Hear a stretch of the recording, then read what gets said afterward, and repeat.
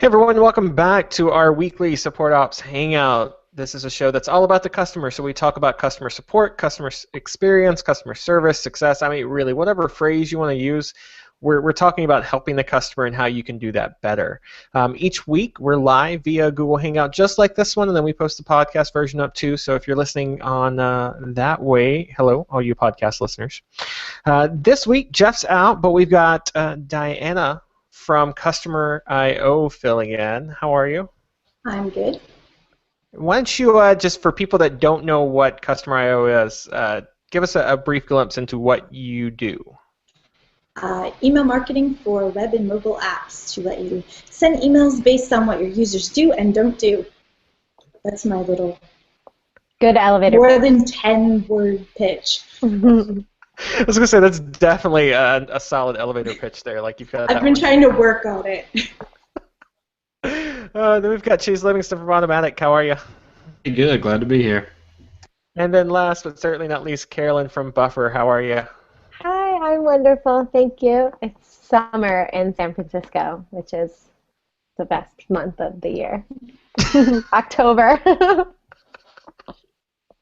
See, if you were still in Nashville, you could be enjoying this real fall weather. Yes, we reversed it in this city. We have fall in August and then summer now, so it's beautiful. That totally makes sense. I mean, that's Tech Valley thinking right there. yeah, we disrupted the seasons. It's extra nice in San Francisco right now, too.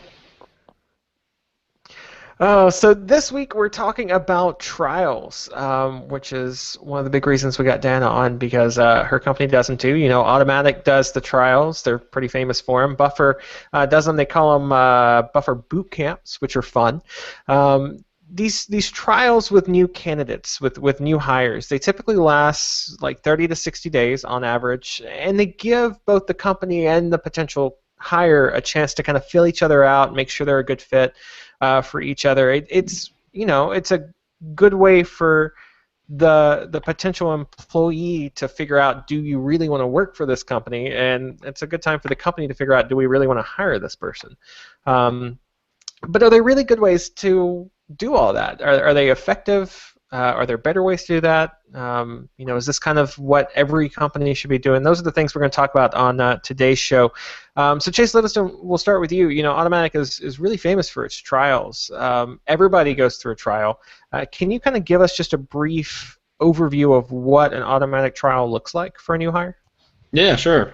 So, you go through an interview process just like, any other position, and then if you kind of make it past the interview process, you're offered a trial, basically.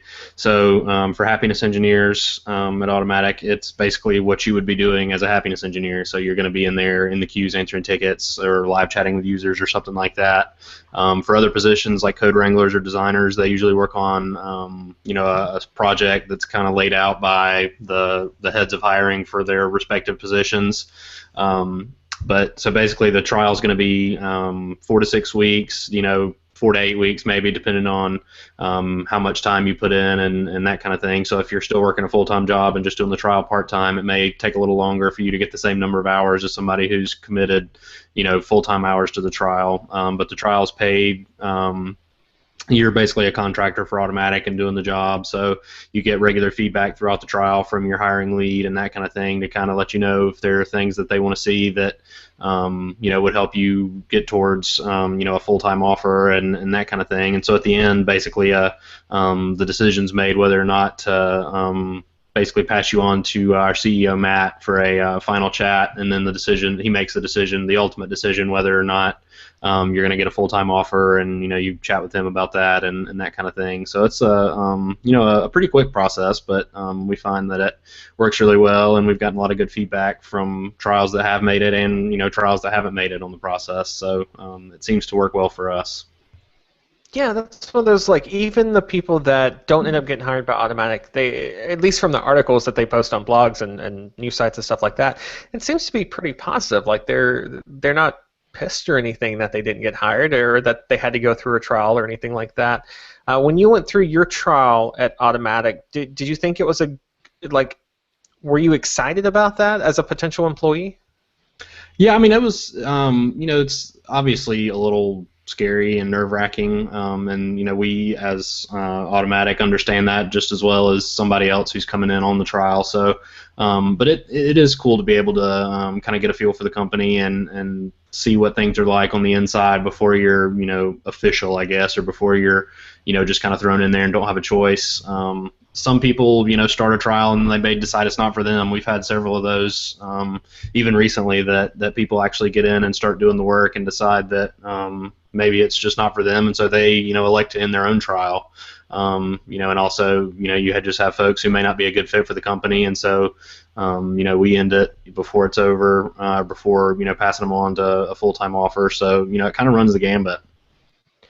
And Carolyn, with a buffer boot camp, looking at it from the C-level suite kind of viewpoint, do you find those boot camps to be really helpful in figuring out which employees are going to be, a good fit for the buffer culture? Yeah, very much. Yeah, I mean, you get interviewed by 3 people in the hiring process, but that's still, 3 interviews where you're sitting face to face and you're not actually doing the work and you're not actually interacting about real problems and you're not actually, interacting with customers.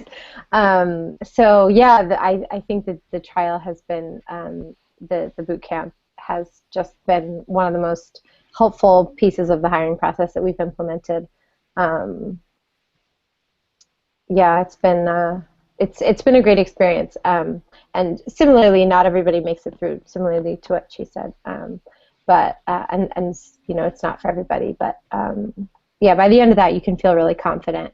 One thing that we've added to the boot camp is to meet somebody in person, because while working together digitally for 45 days is really, it gets you like 95% of the way there, but that last just being totally sure, it's sort of like the stuck in an airport test of like, if you're flying to a conference with your colleagues and your flight's delayed and you guys are sitting around and you have 5 hours to kill, like, is this a person who you would feel totally happy to be there with? And it's really hard to get that unless you actually meet. So yeah, we added that as well to the piece. But yeah, it's super, super valuable for us.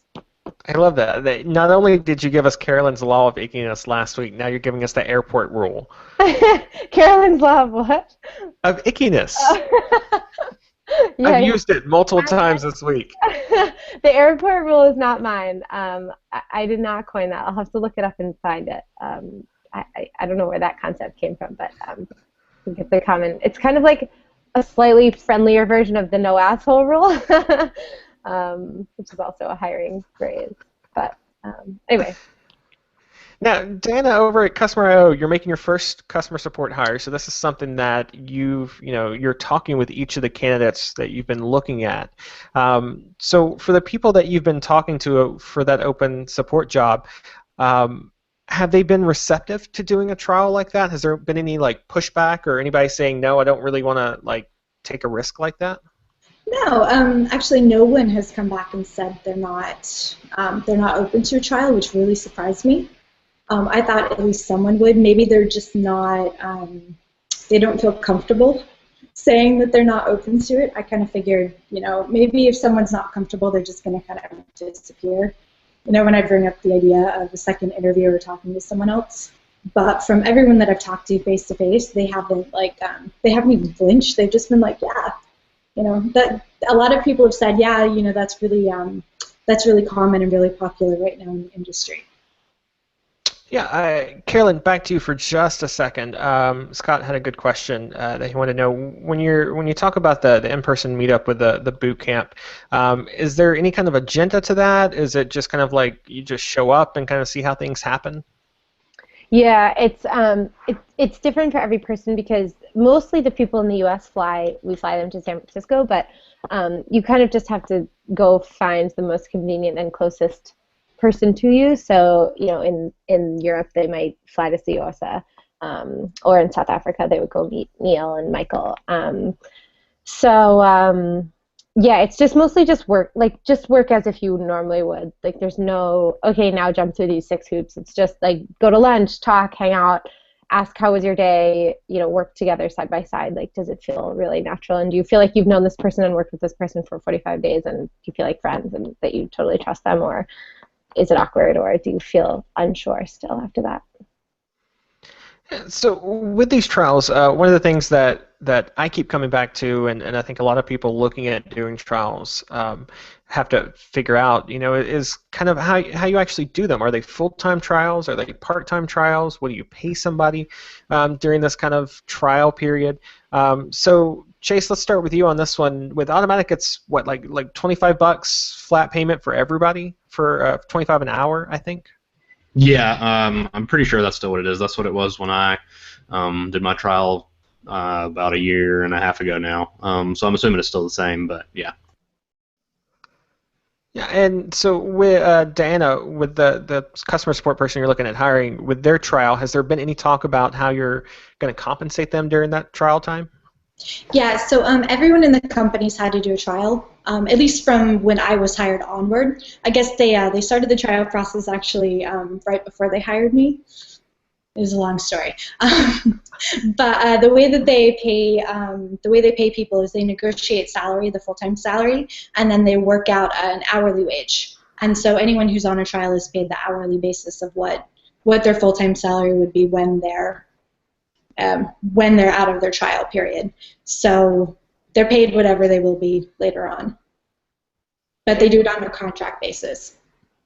With Automatic, we usually talk about it's kind of you do the Automatic trial like in your part-time, like it doesn't become a full-time job or anything for the trial. With the Customer IO trial, is it full-time? Is it, people putting in 40 hours a week? I think there's going to maybe be a little bit of negotiation there. The hope is full-time. I think if we got someone who was amazing and they said, listen, I'm a little bit scared, I don't want to quit my full-time job, can we find a way to work it part-time? I'd find a way to work with them. And so looking at the Buffer boot camp, Carolyn, is it full-time, part-time, and how do you work out the pay for that? So we have done, 2 people have started part-time, myself, one of them, and one other person, but it's pretty rare. It's definitely a full-time, like we prefer it to be full-time. In terms of pay, we, similarly to Customer IO, we just put you in the formula just like you would be if you were full-time, and then we just pay you that. So yeah, it's nothing changes when you come on board, except that you're able to say, I'm sorry, are you guys hearing an echo? I'm not hearing it. I'm sorry, but I'll mute myself after. We were talking in the chat, but I think it worked itself out. So just keep going with your wisdom. Okay. I'll mute myself when I stop talking. I just want to make sure that the podcast wasn't hearing it.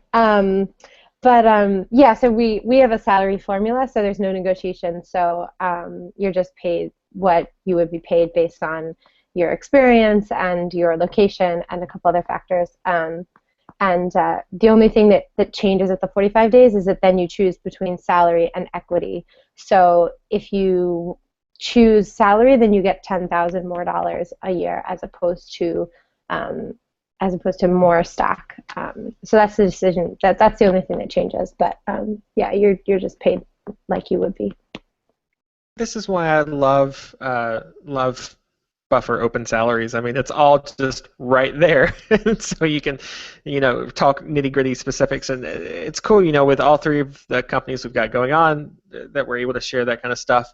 Kind of from the Basecamp side, we don't specifically call it a trial, but we do have this trial period basically about 45 to 60 days, and during that time the person is a Basecamp employee just like normal. They're getting a salary just like any of the rest of us would be. It's just during that time, we're still filling each other out. Trying to make sure we're a good fit. Now, when you talk about these trials, a lot of times it's this idea of risk comes up, right? Is it too much of a risk for a candidate to take a trial? Is it too much of a risk for a company to give a trial and then find out, hey, this isn't a good fit? So Chase, when it comes to automatic trial, we talked about how it's a part-time thing. You fit it in as you can.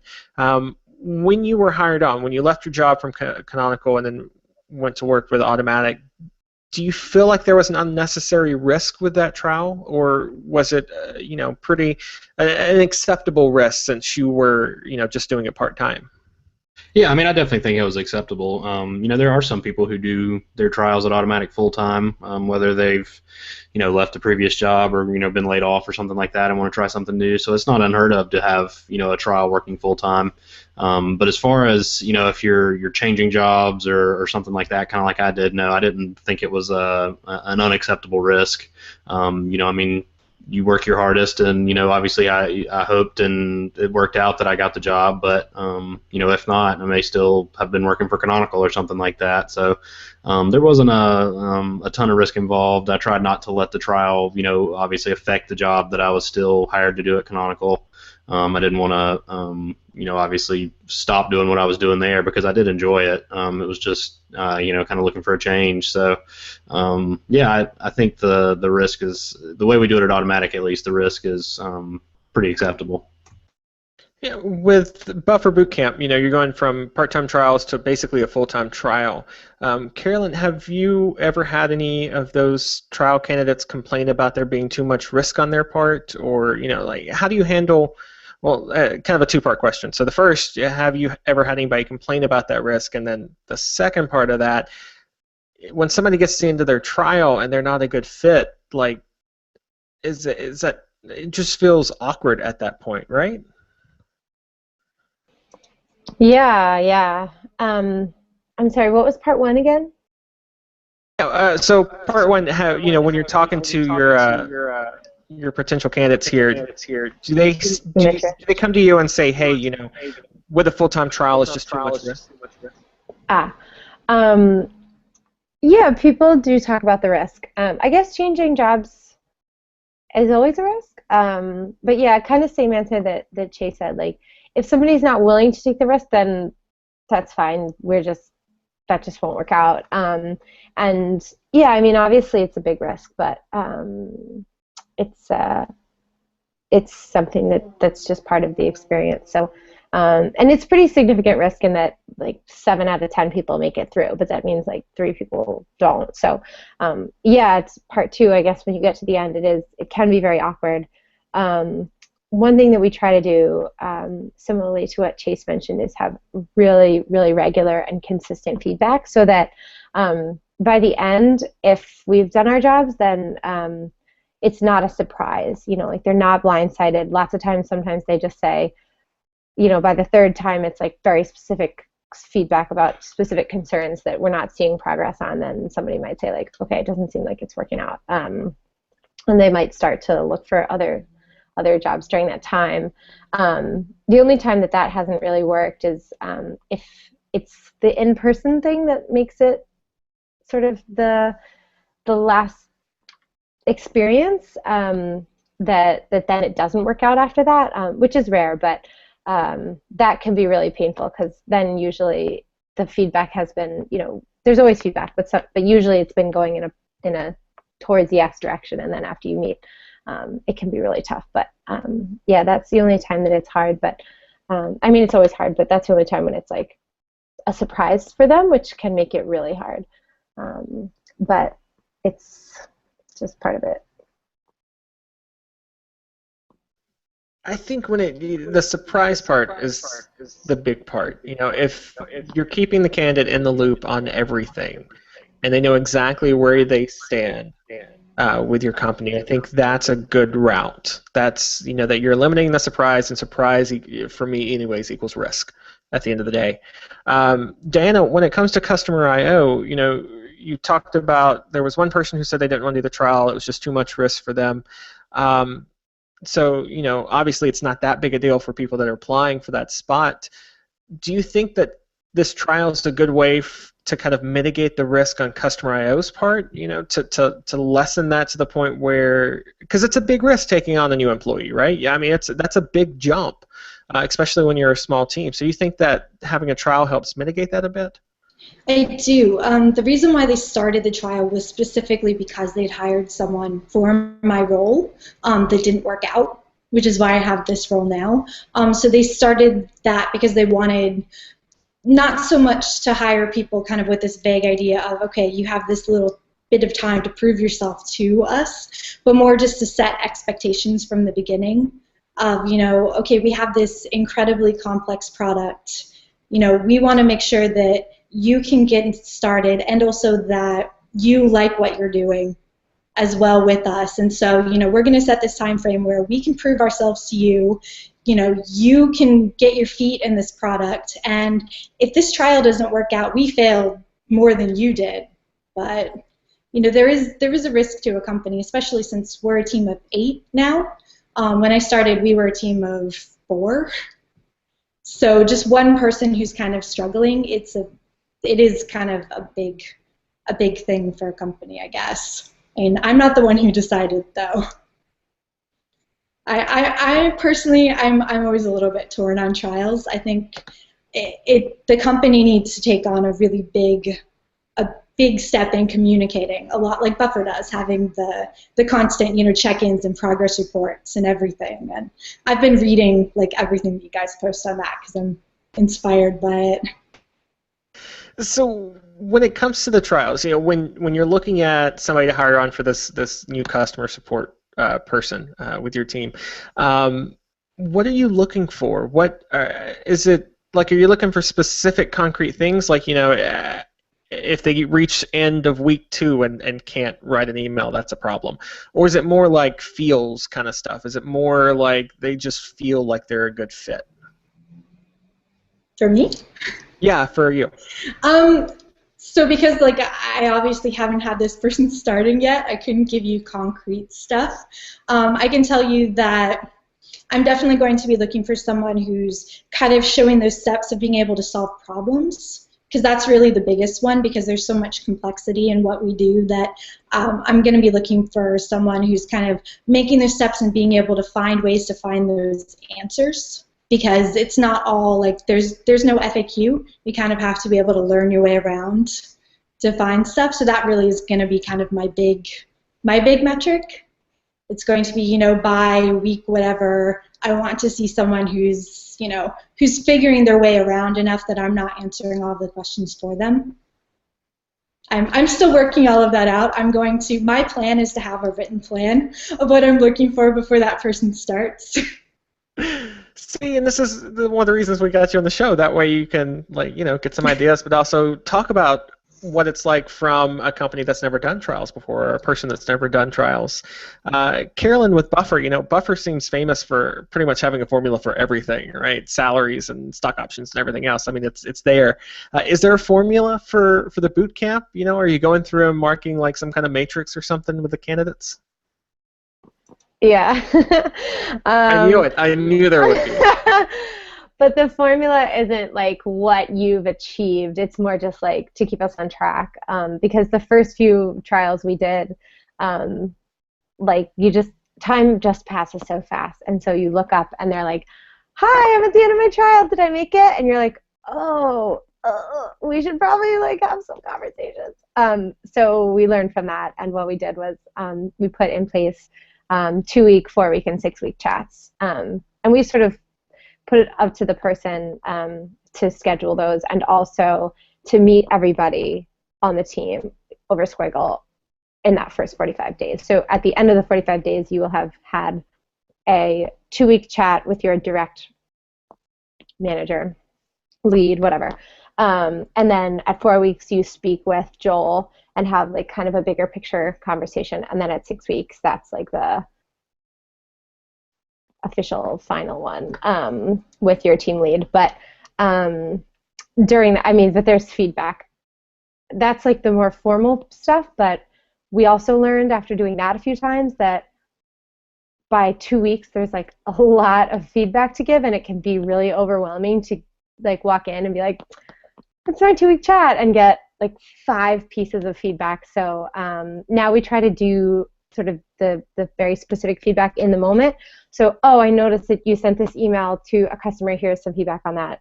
Not just necessarily the right answer, but how you're fitting into the team in general, and like emailing within the team, and all of that stuff we try to do in the moment, so that the 2-week and 4-week and 6-week are more like summarizing all the stuff that's happened in the last 2 weeks and looking forward and discussing.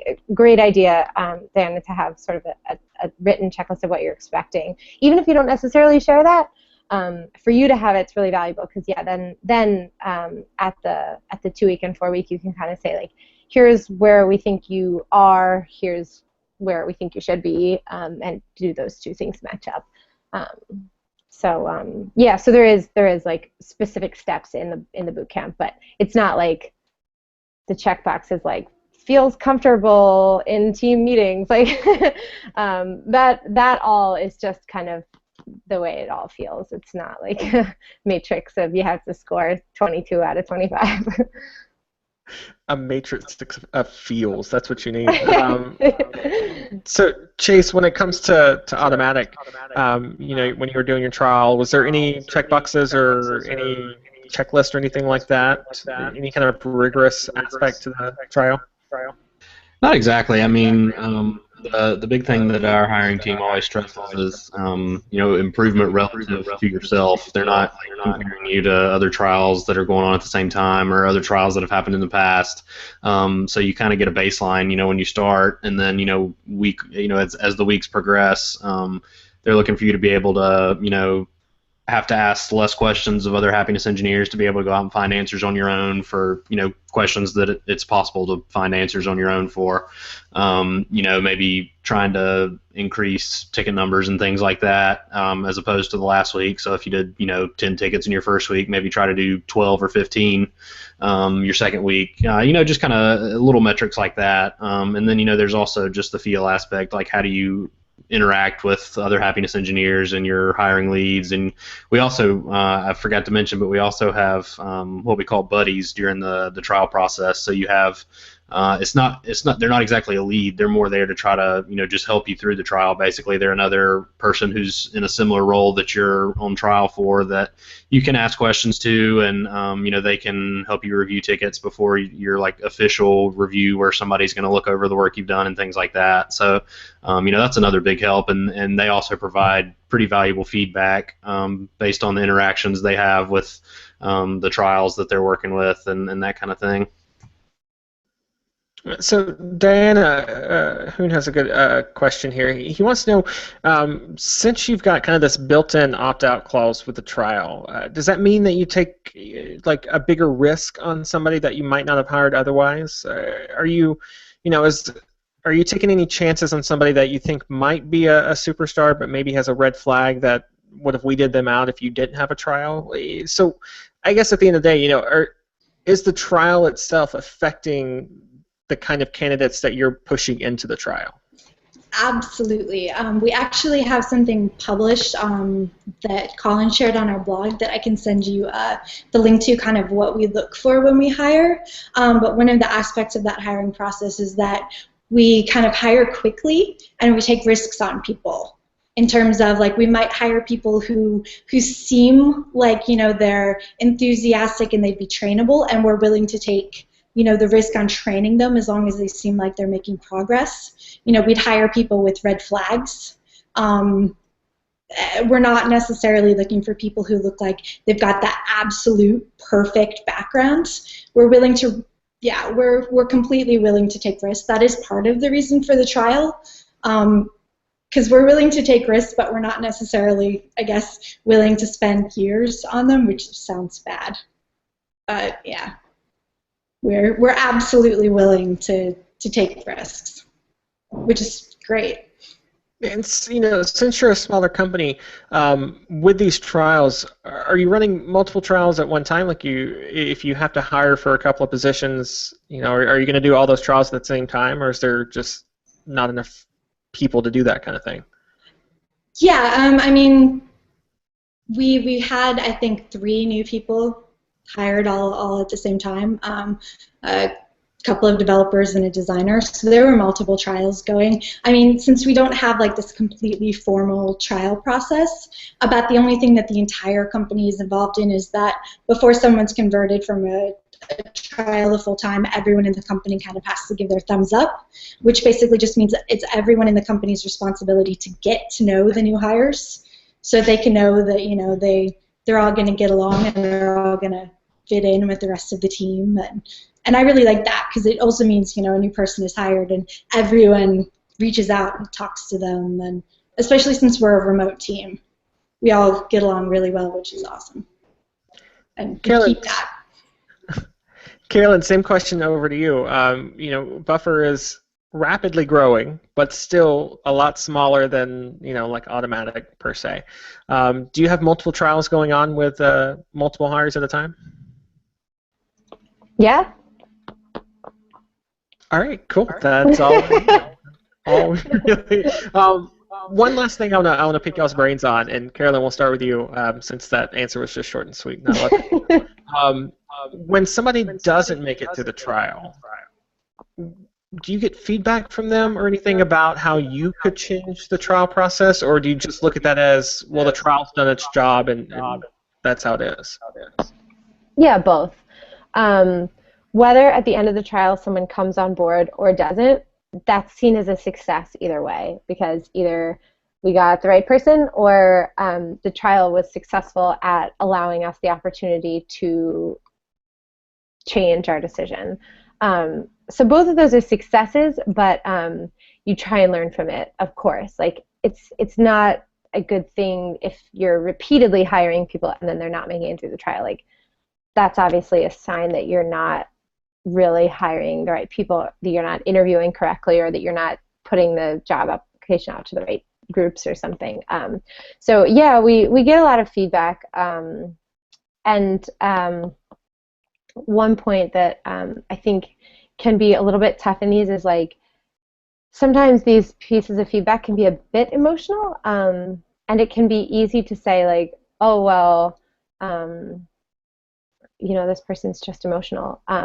But really, it's been 2 years since I went through the trial, and it looked completely different. And it's really hard for us to know what that feels like, and to come into a company with 25 people who, most of the people who are doing hiring were hired when it was 6, 7, 8, 9, 10, 11 people, not 25. So at this point, we really don't know what that feels like. So we try and get a lot of feedback from both the people who succeed and also the people who don't make it, to try and improve it. And we do learn each time a lot. Kind of just to expand, my answer is the opposite of Diana's answer on whether or not we take a risk. We don't take a risk. If there's any red flag at all whatsoever in any way, then it's a no-go for us. So we end up learning a lot in the ones that don't work out, because we were completely sure that it would work out. So that gives us that difference, that the space between, yes, we're very confident that this is the right person, to it didn't work out is a lot of room. So we get to learn a lot in each of those. See, trials, there's just so many different ways you can do them. Chase Livingston, last question over to you. Same one. You've got a lot of people with Automatic coming through those trials. When you're looking at that many employees, you're just going to have lots of people coming through the trials. Has Madden seen you, doing those, tweaking them in any way after a person completes the trial, or is it pretty well set? Like, this is our trial. This is how it's going to work. The basic, like the way it works and the main tenets of it are pretty well set. They've been doing this for a lot longer than I've been around even, so they know what they're doing, and it really honestly works pretty well. We tweak things like with training sometimes, or like how the buddy system works, or the hiring lead system works. Small things like that. But as far as the major points of you start a trial as a contractor, it's 4 to 6 weeks. At the end, you're passed on to Matt for a potential full-time offer. Those kind of things don't change really, and don't really foresee them changing at any time in the future. All right. And I lied. We're going to swing back around one more time for the final question, back to Carolyn on this one, because it was a follow-up. Hoon was wondering why, when you talk about, you said earlier like 7 out of 10 usually make it, so there's that 30% that doesn't work out. Did you notice any trends on why those people didn't work out, or was it just kind of, individual circumstances with each of them? Mm, See, yeah, this I'd is one of say those. This is why people needs it's to a great watch the question. YouTube video because you get to see Carolyn's thinking face. Oh, um, oh, that's such a good question. I just off the top of my head, I can't come up with um, a common theme. Um, we there used to be common themes, so people couldn't learn fast enough, so we started hiring only people who used Buffer for a significant portion of time. So then we didn't have that issue of like people on day 3 being like, what does this button do? Like hiring users is helped us solve that. There used to be the issue of people would make it and then after retreat, we would realize that it wasn't a fit. So we implemented the meeting in person. But yeah, at this point, I can't. There's nothing that's coming to mind as a common theme. Our culture is so nuanced that it could be any of we have 10 values and could be really anything related to any of the 10. So yeah, sorry, that's a great question though. Maybe I'll think about it and write a blog post. There you go. Go back and use that buffer formula and figure out what's going on with that 30% there. Yeah. So that's what we think about trials. Let us know if we got it right or wrong. Head over to supportops.co/question, and that'll get you to a message form where you can send it to us, or just email us. I'm Chase at supportops.co. That brings us to my favorite part of each and every week. It's this week's shout-outs. These are the things that are making us happy, so happy that we want to shout them out from the rooftops and the mountaintops and let you know, hey, you should be buying this thing or watching this thing or somehow partaking in whatever some company is handing out that week. So this week, let's start with our special guest first. Dana, what's your shout-out? Oh my, I should have planned ahead better. I should really start remembering to warn people about these. The rest of us can go. We can put you last if you need time to think. Well, I have you have two. Oh, you're ready. I have one that's a total suck-up shout-out, and it's to the Support Ops job board. I just have to I second that. Okay. I just have to thank Chase Clemens again because that has been the biggest shortcut to hiring in existence. I see no reason to ever advertise anywhere else again. So that is my number one shout out to any support pro who's ever hiring remotely. I can't say what it's like to hire in person, but that was awesome. And I will say we tend to have better success if you can do the remote posting. Yeah. Limited success otherwise, as I'm finding out from awesome jobs like Trello. Side note, if you live in New York, please help Ben out and get some quality candidates over his way for Trello support. Jobs.supportops.co. Sorry, I'll shut up now. What was your second one? Well, now my mind has gone blank. Jeez. No, so the other one is I'm reading a book right now. It's been out for a while, but it's really good, and it's called Packing for Mars. It's by Mary Roach, and it's utterly fascinating. Basically, anything by her is utterly fascinating. So I highly recommend it if you just want something that's entertaining and educational. Anything by Mary Roach, just read it. Awesome. Carolyn, what's your shout-out for this week? I'll second the shout out to the jobs board. I always send people there if they're like a really amazing candidate who just isn't the perfect fit for our role. I'm like, but there's jobs there that you'll be great for. My shout out this week is a book. I actually had a book last week too, but this one's called The Decision Maker, and it's basically changed everything about how we run everything at Buffer. It's completely turned us upside down in terms of thinking about how decisions are made and how to involve other people and whether or not there needs to be a group consensus or if there should just be one person and who that one person should be and what group they should ask for advice. And it's just been really amazing. So I can't recommend that highly enough. If you want kind of a sneak peek, I didn't even realize this but until about an hour ago, but Leo just published a blog post on our open blog, open.bufferapp.com, I think. And that's kind of how we've implemented it. But the whole book is really easy to read. It's like a fable. So it's not super dense. And it's really interesting for organizations that are sort of growing and changing and figuring out how to make decisions. And then Chase Livingston, what have you got for this week's shout out? Well, I'm not going to be so astute and learned as the other two with their book choices and things like that. So I've really been enjoying the custom keyboard option in iOS 8, and particularly text expander keyboard is pretty awesome. It saved me a lot of time, even just in the couple of weeks that I've been using it and typing things out, and I have shortcuts for my email address and things for my iPhone. I can just type a little snippet and it expands it all. So it's really sweet. Awesome. And then for my shout out this week, one that if you follow me on Twitter, you probably saw me mention in the last couple of days. There's a great new podcast from WBEZ Chicago, the same kind of production crew behind This American Life. It's called Serial, serialpodcast.org. It's one nonfiction story told week after week. So it unfolds over multiple episodes, and it's just, it's really interesting. It's done really well. The story is one that really grabs on and makes you anxious for the next episode to get out. So definitely check that out, serialpodcast.org.